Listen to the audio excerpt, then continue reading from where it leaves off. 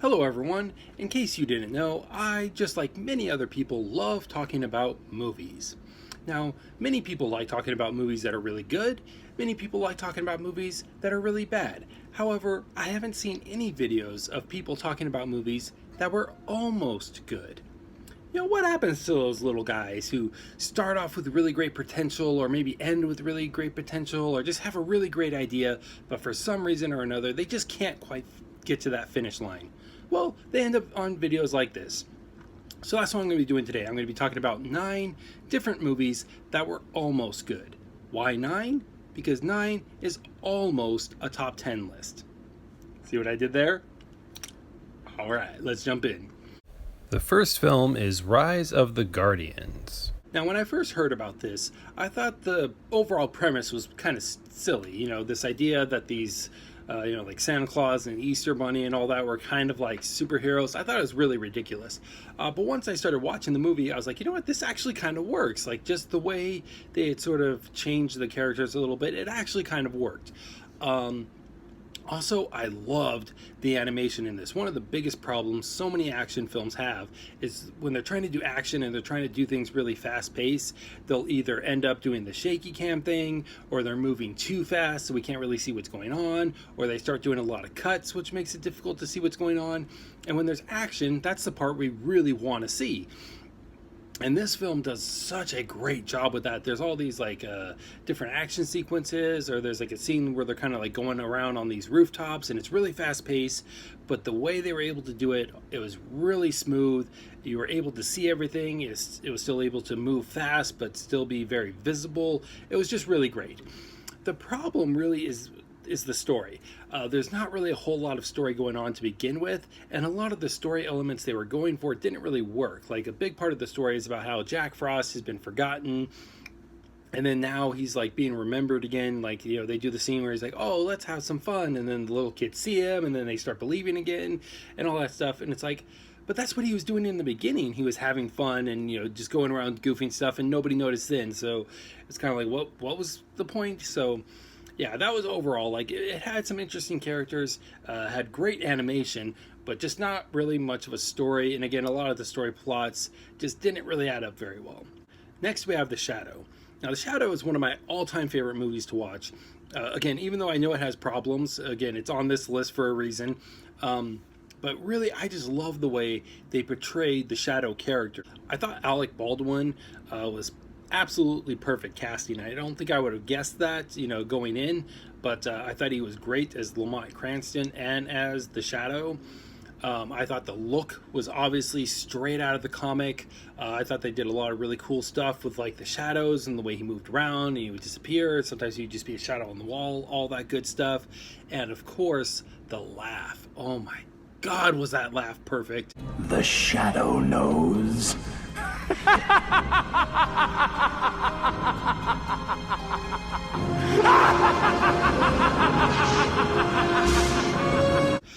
The music was really great. New York looked great. The atmosphere looked great. Once again, the story just sucked. I haven't read a whole lot of Shadow comics, but I've read some. I've never seen the Khan character, or a lot of the weird psychological stuff that was going on between him and Margot Lane. I'd never seen any of that in the comics, so it didn't seem like they were really following the comics, at least not anything I've read. And overall, like I said, the story just wasn't good. It got really weird. It was kind of confusing, which is a real shame because, again, the Shadow was just so perfect, but the story was just crap. So yeah.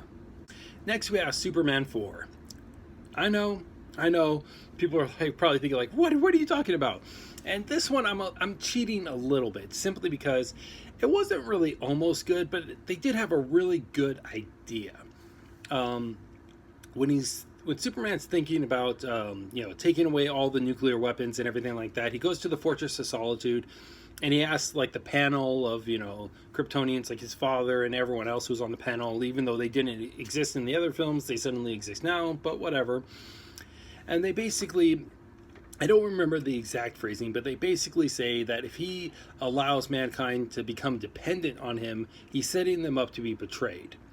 And I thought this was a fantastic concept, because if you really think about it, I mean, Superman uses his powers to their fullest ability, then yes, he does have the power to get rid of all the nuclear weapons. Actually, all weapons, period. He could just go around the Earth in less than 3 seconds and all the weapons would be gone. He could tell everyone, hey, you stay in line or you're going to deal with me. He could be everywhere almost at once. Again, I mean, he could go here and there and there and there and there in less than a second, and he could fix all these problems. But how much is too much? How much is actually helping and how much is just enabling? How much is allowing us to just become lazy and dependent? I think this would have been a great aspect to explore with the character, but again, they don't. And then the rest of the movie sucked too. So again, I realize it's kind of cheating because it's not really almost good. It just had one interesting concept. Next, we have Hancock. Now, I really loved the beginning of this movie, because you got to keep in mind that this movie came out before Watchmen and before Civil War and before a lot of these other comic book movies came out that dealt with the idea of like real life consequences. Like when these superheroes have these big action-packed battles, there's going to be casualties and things like that. And this was, I believe, the first film to deal with that, really. About how when he saves the day, he also causes a lot of damage, and a lot of people don't like him because of the destruction he is causing. And overall, I thought it was a really great idea. I like the whole redemption aspect, how he goes like back to jail, and even though he could escape, he's kind of going through it to sort of get people to trust him. I thought the story was really, really great. Will Smith did a great job. He was very funny, very charismatic, very sympathetic. But then about the halfway point, we find out that him and Charlize Theron's character are connected, and they're kind of sort of these angel people, but when they get too close to each other, they lose their powers, so they have to stay away from each other, and it was just like, what? Like, what happened? You had this really great, comedy that was actually dealing with a good, issue in a comedic way, and then it suddenly becomes this really weird, obscure love story. And it really just came out of nowhere. It completely didn't fit. I think they should have just continued the story they started with. But yeah, for some reason, it just went this completely other direction. And I think it's a shame, too, because the music that they use when he leaves the hospital, like when Charlize Theron is dead, and so he has to jump out the window, and they do this whole very dramatic him trying to get away from her thing. The music in that is fantastic. Like, that was fantastic music, and it actually kind of made what he was doing feel really special, even though all technically he's just trying to fly away, which isn't that big of a deal, but it felt like a big deal because of the music.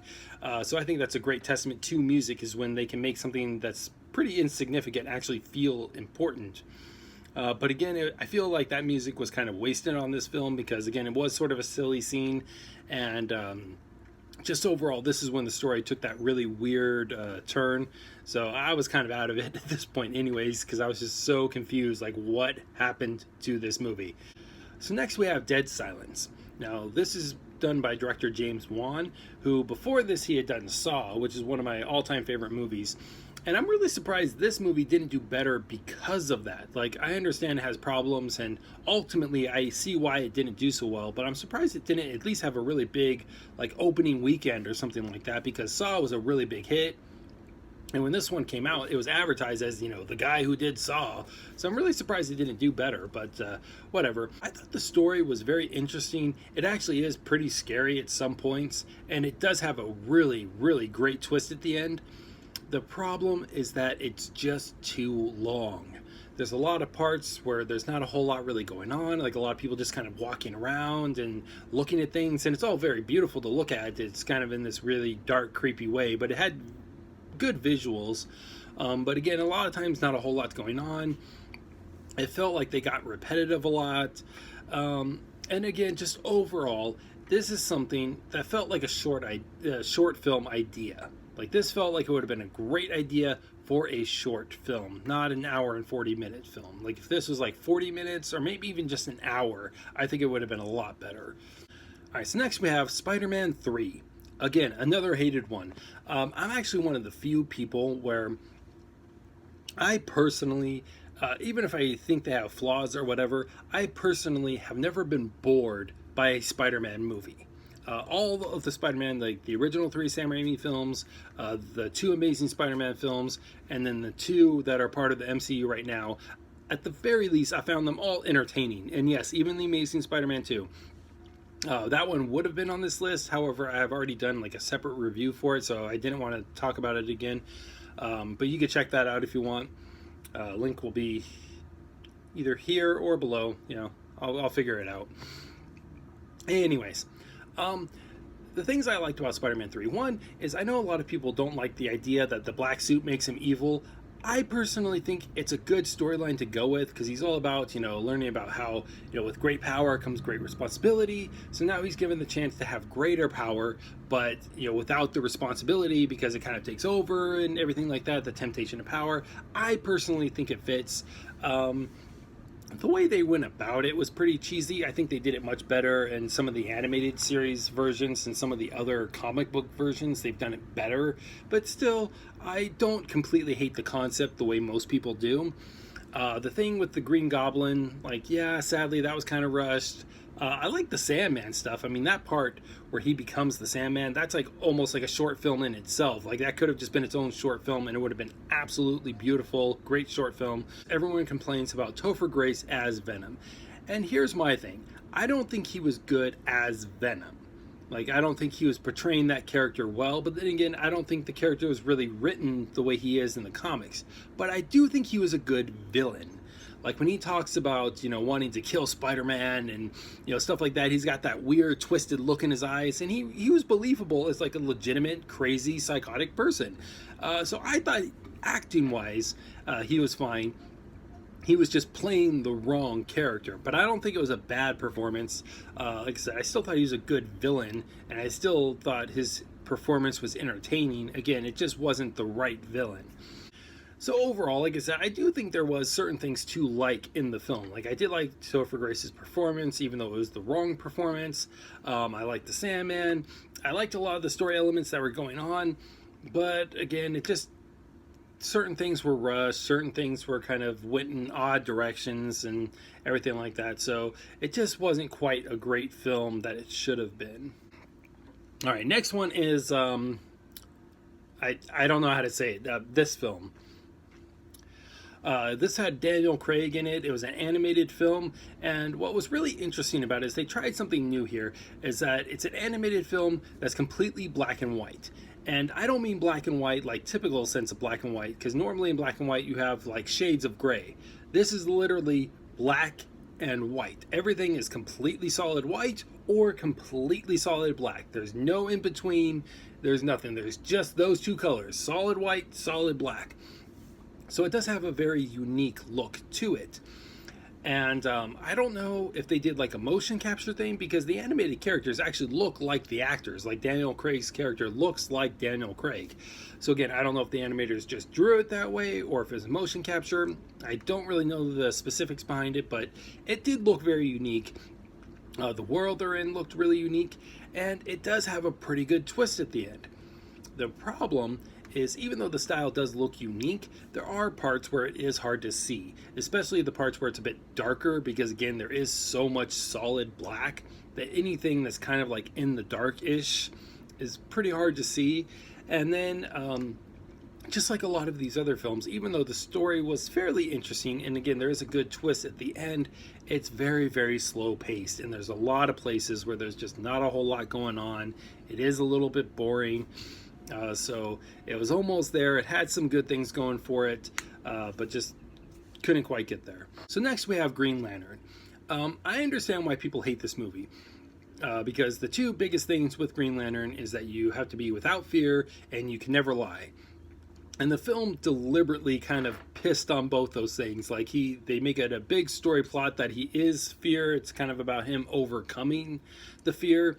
And then he even says, "Oh, I lied." To you. Like, they actually went out of their way to make him lie. Like, he could have done that scenario without actually lying. He could have just said, "Hey, I'll give you the ring," and that he could have left it at that, which it would have been true because he does give him the ring.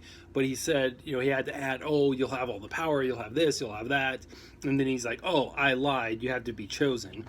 So it does feel like they sort of went out of their way to kind of dismiss those things, and I don't know why.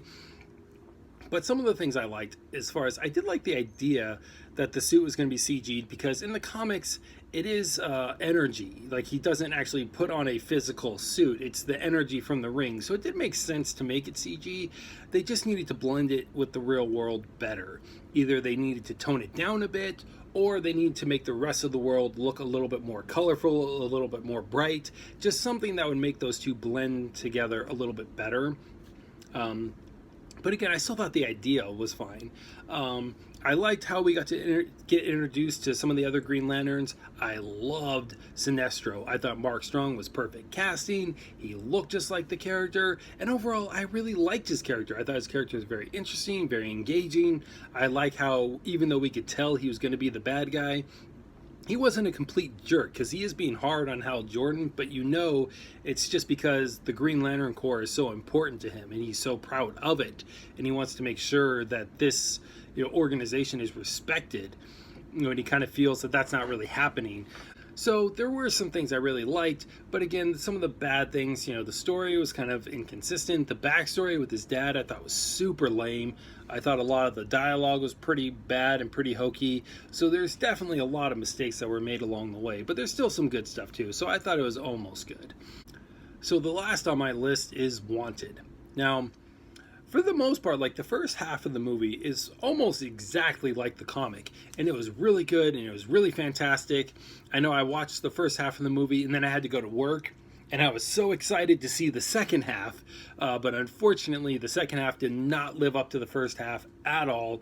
It was really bad, and I kind of see why they had to change it to some degree, because if you've read the comic, which I have, like I said, the beginning, it kind of starts off this story, but once he joins the bad guy organization, it's no longer a real narrative. It's more so just a collection of ideas. It's like, oh, what if the villains, actually ruled the world? Or, oh, what if the villains got together and they had, like, Superman's cape in a glass case and, stuff like that. And it's all these interesting concepts. But again, it more so feels like a collection of ideas more so than an actual narrative. There's not really a beginning, a middle, and end. So they had to change it somehow. I don't really agree with the way they did change it. I thought it was really weird, the whole bending, or, the bullets, whatever they call it. I can't even remember. It's not spinning bullets. Why can't I remember this?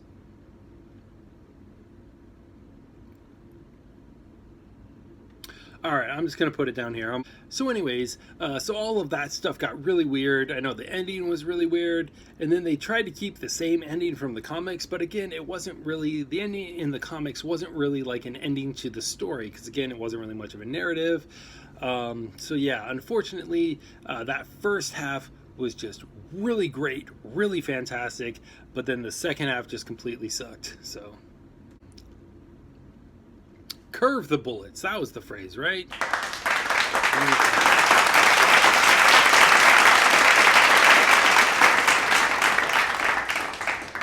All right, and that's my list of movies that were almost good. Yeah, fuck.